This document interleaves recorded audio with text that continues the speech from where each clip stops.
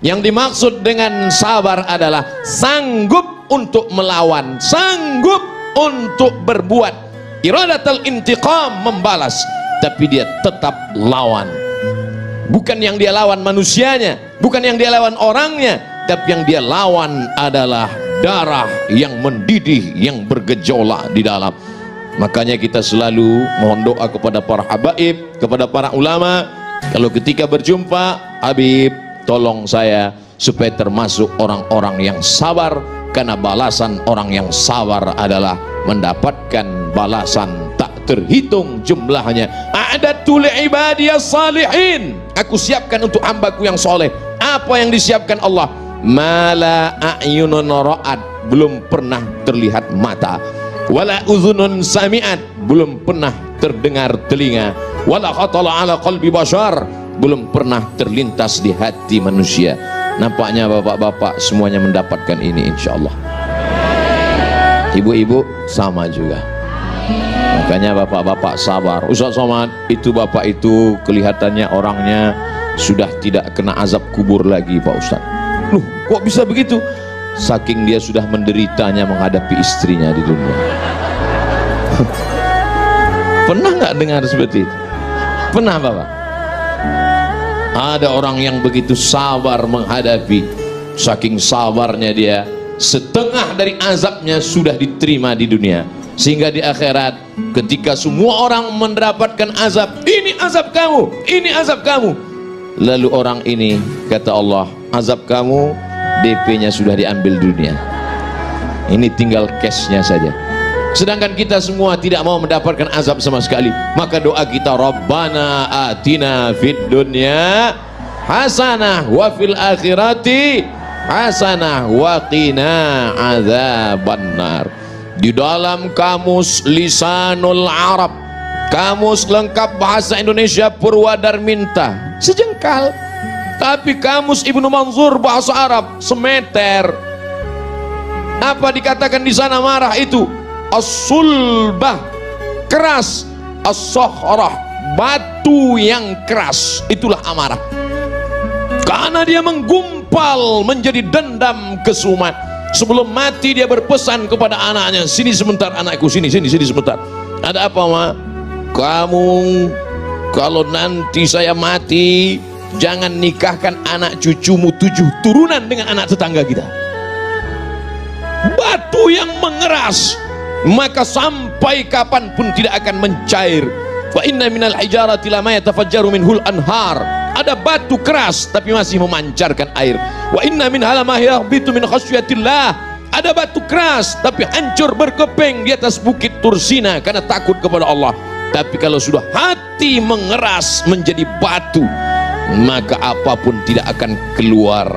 Oleh sebab itu maka kita selalu meminta kepada Allah, Allahumma ja'al fi qalbi nura, jadikan di hatiku cahaya, wa fi sam'i nura, di telingaku cahaya, wa fi basari nura, di mataku cahaya. Semuanya berawal dari darah yang bergetar menggelora di dalam jantung.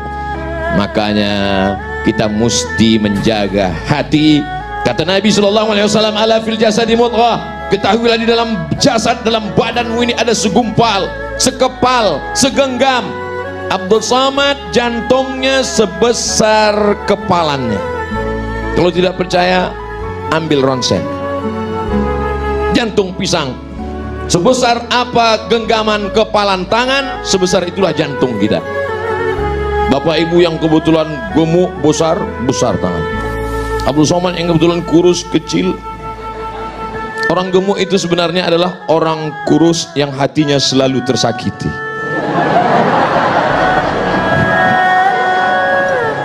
Jadi kalau segumpal ini sudah hancur berkeping, digelorakan oleh setan, darah di dalam itu dibuatnya menjadi mendidih, maka kata Nabi SAW, innaha jamratun minan nar, sesungguhnya ada satu batu kerikil dari api neraka, tuqidu fi qalbi, yang dinyalakan di dalam hati seorang hamba. Alam tarau, apakah kamu tidak pernah melihat humrata ainaihi, Kalau sudah dinyalakan di dalam hati kerikil neraka, maka kamu akan melihat cahaya merahnya sampai ke kelopak mata.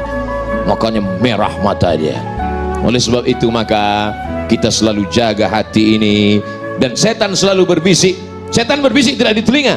Allazi waswisu fi sudur. Di mana sudur? Dada. Sudur sebelah mana? Kiri apa kanan? Atas apa bawah? Sebelah kiri. Kiri tepatnya di mana lagi? 2 jari di bawah. Terasa berdegup dan berdetak.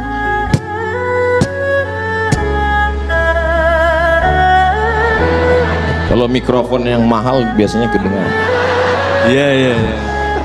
Oleh sebab itu maka ini harus kita jaga senantiasa. Dengan apa menjaganya? Ala bizikrillah.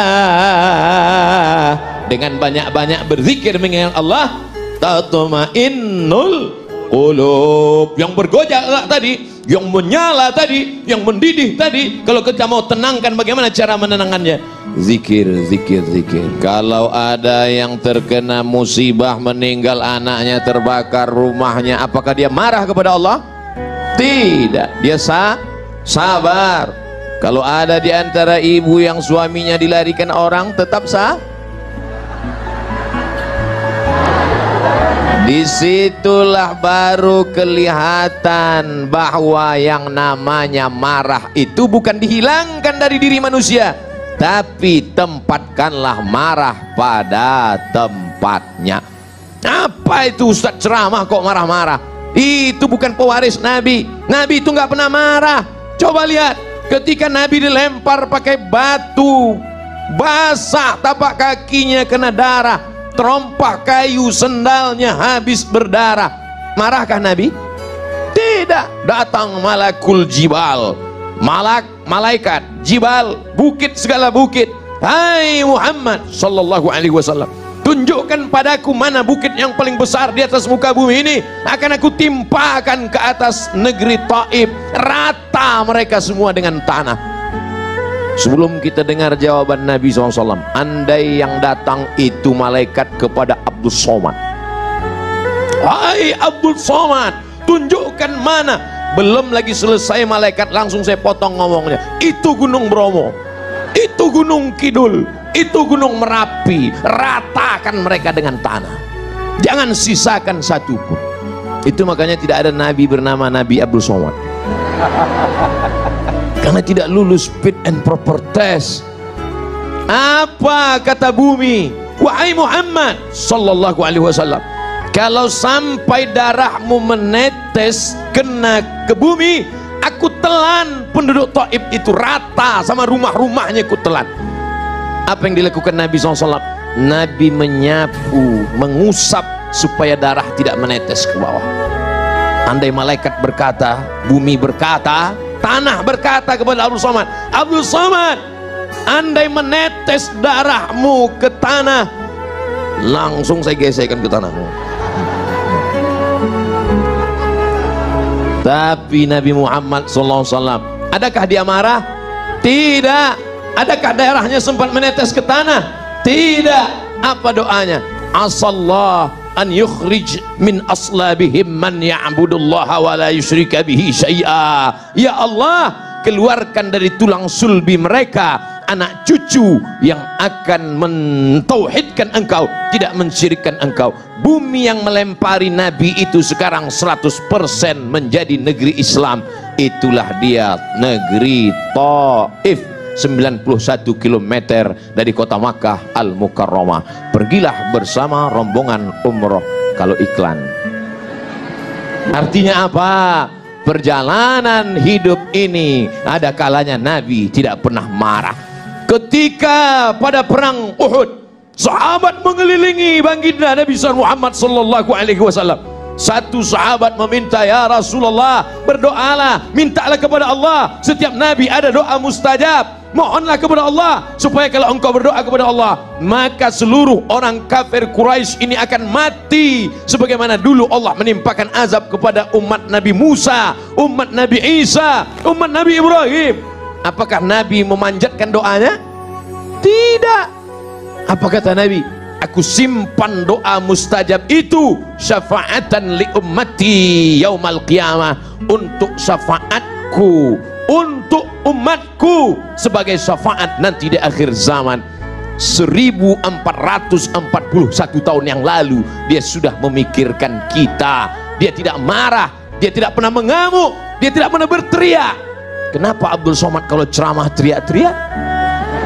Karena Abdul Somad ceramah jam ini suasana genting, habis makan siang, urat perut tegang, urat mata kendur, angin spoi-spoi. Jadi kalau saya ceramah, marilah kita sabar, Nabi nggak pernah marah. Makanya saya selalu kalau ceramah saya perhatikan mana yang kira-kira matanya 5 watt, ke situ saya, marilah kita. Supaya apa? Supaya kita pandai menempatkan kapan kita bersuara lembut dan kapan kita bersuara keras. Bukan berarti orang suaranya keras itu hatinya keras. Selembut sutra, smooth as silk, lembut seperti sutra. Kalau kau tak percaya, belalah dadaku, kan kau dapati lafaz Allah di sana. Saudaraku yang dimuliakan Allah Subhanahu wa taala, itu tuh Nabi nggak pernah marah, Nabi nggak pernah ngamuk. Kenapa kamu marah? Kenapa kamu ngamuk? Kamu kenapa nggak meriwayatkan hadis Nabi yang sedang marah? 1 bulan Nabi berdoa, Allahumma al'an bani Ra'il, Allahumma al'an bani Zakwan, Allahumma al'an Usayyah, laknat bani Ra'il, laknat Usayyah, laknat Zakwan. Kenapa? Karena mereka membunuh 70 da'i yang dikirim oleh Rasulullah sallallahu alaihi wasallam. Kunut subuh, kunut zuhur, kunut asar, kunut Jumat, laknat, laknat, laknat. Qanata Rasulullah sallallahu alaihi wasallam syahran thumma tarakahu. Setelah sebulan Nabi tidak berkunut lagi. Apa kata Abdurrahman ibnu Mahdi? Makna thumma qanata tarakahu, tarakahu, Nabi meninggalkan, bukan kunutnya yang dia tinggalkan, yang dia tinggalkan laknatnya, sedangkan kunutnya berlanjut sampai meninggal Nabi Muhammad sallallahu alaihi. Pernahkah Abdul Somad dalam doa kunutnya melaknat? Enggak pernah. Allahumma hadina fi man hadait, amin, wa afina fi man afait, amin, wa tawallana fi man tawallait, amin, wa barik lana fi ma a'tait, amin, wa qina bi rahmatika syarra ma qadait, amin. Sisanya pujian kepada Allah. Fa innaka taqdi wa la yaqda 'alaik wa innahu la yadhillu man walait wa la ya'izzu man 'adait tabarakta rabbana wa ta'ala falakal hamdu 'ala ma qadait nastaghfiruka wa natubu ilaik. Bagi yang hafal, yang enggak hafal gerak-gerak kena yang mulut. Bagaimana kalau Abdul Somad kunut subuh, kunut zuhur, kunut asar berdoa, Allahumma al'an Israel, Allahumma al'an, pokoknya laknatlah semua yang menzolimi, yang menganiaya, yang mengkriminalisasi ulama, yang menyudutkan orang-orang soleh, laknat. Kira-kira kalau kita baca doa kunut subuh, kunut zuhur, kunut asar, kunut maghrib, kunut isya, apa kata orang? Itu imam radikal. Padahal kita sedang marah. Kalau agamamu dihina, ulamamu dilecehkan, kau tidak marah, maka gantilah bajumu dengan kain kafan.